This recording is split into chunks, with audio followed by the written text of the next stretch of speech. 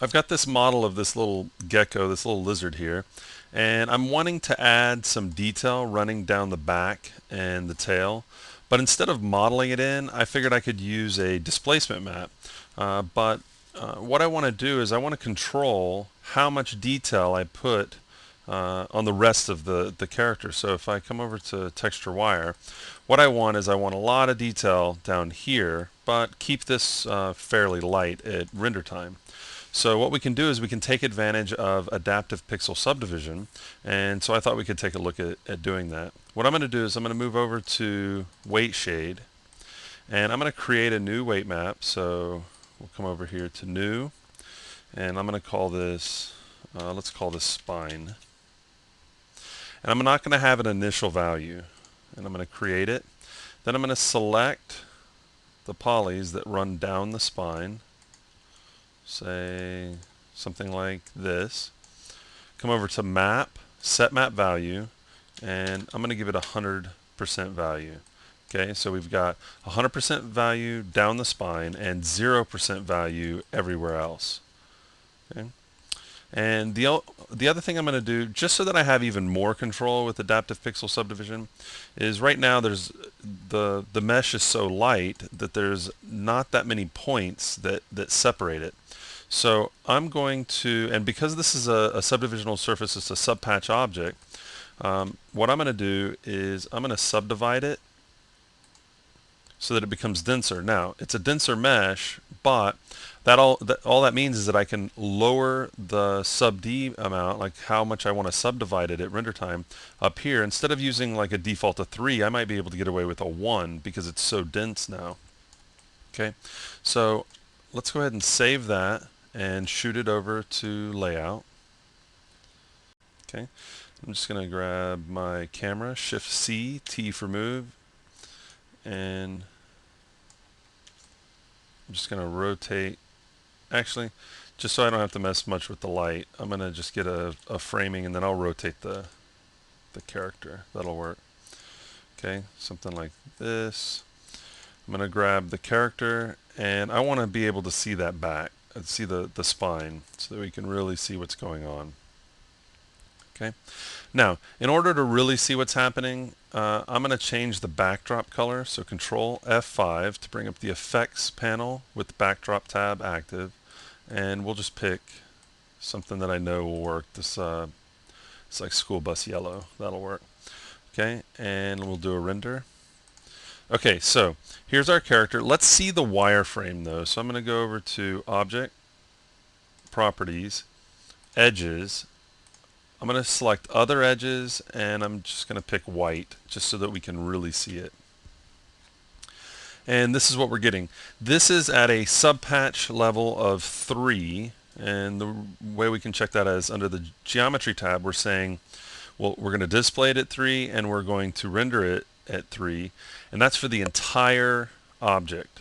Okay, I personally don't think we need a subpatch of 3 for right now, so I'm going to change at render time. Let's just say 1 and see what that looks like. Okay, so there we go.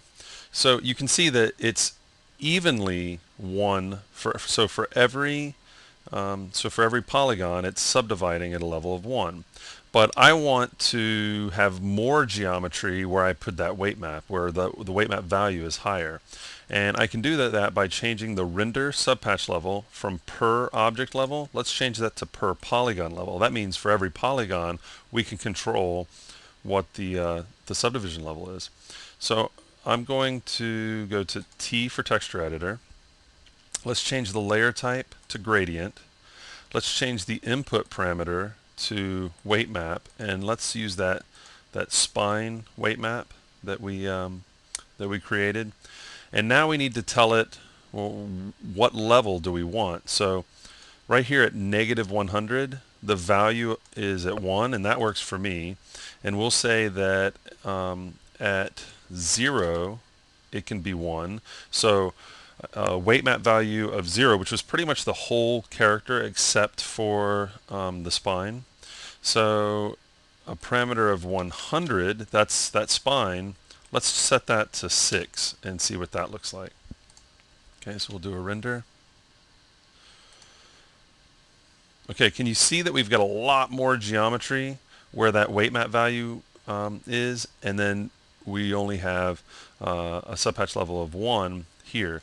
But I can even fine tune that a little bit more. I'm just going to move this gradient. I'm going to move that key on the gradient.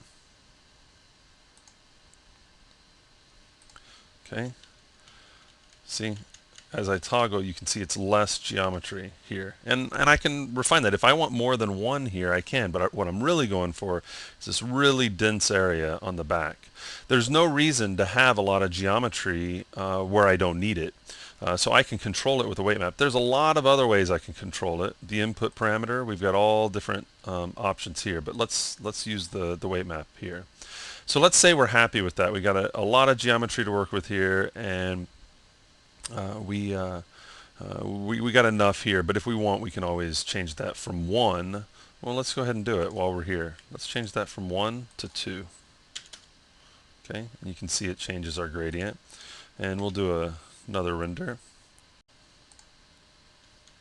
See, now we got more geometry. You can see the shifting becomes a little less boxy. And again, we can just add as much as we want. So let's go ahead and start working with this. But first, I'm going to turn the edges off so that our render will not show the edges on those polys. Okay. And now I want to displace that area, but just the area down the spine. So we'll come over to Deform. We'll activate the Edit Nodes, and now let's go ahead and set this up. I'll slide this over so that we can talk about it if we need to. Okay, so first thing, let's go ahead and grab a few nodes. I'm going to grab the Spot Info node. This is going to allow us to use the normal, the polygon normals. I'm going to go over to Math, Vector, Scale. This will allow me to plug that normal in and feed the result into the input. And how do we want to displace this? Well, let's just grab a procedural texture and we'll try veins.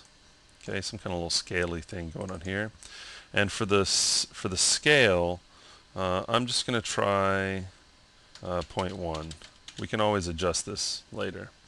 And I'm going to plug that procedural texture into the scale of the scale node. And then let's grab that weight map right here, and we're going to plug that into the opacity.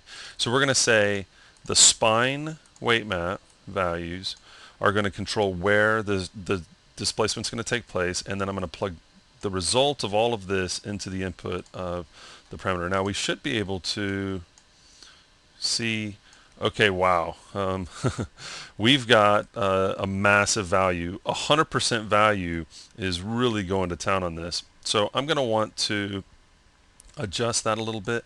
Let's go over to perspective, and I'm just going to slide this over to the side so we can kind of see in real time. Now, the thing to remember is that our display subdivision level is 3, so we are going to get a different result because we're using a much higher value at render time, but this will at least give us an idea. I mean, that's shooting it off pretty far. So what I'll do is I'll add a gradient,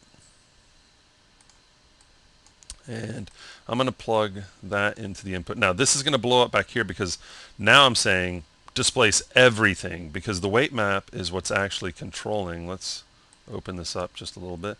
The weight map is what's actually controlling where the displacement is taking place, and now without the weight map we're saying put it everywhere. Okay, so for the gradient, let's go ahead and say that for a 0 amount we'll go with 0, and then for 100%, which is 1, instead of white, let's go with a gray. Okay, which won't be 100%. It'll be a lot less than 100%. And then we're going to plug that into the opacity. Okay. Ah, look, you can already see in OpenGL it's a lot less. But you know what? I want to even adjust that. I want to adjust that a little bit more. So I'm going to go on this color. I'm going to go a little darker, which is of course a lower value. You can see it lowering. Let's do it again just so you can see. I'm going to lower that, and then it shifts. Okay.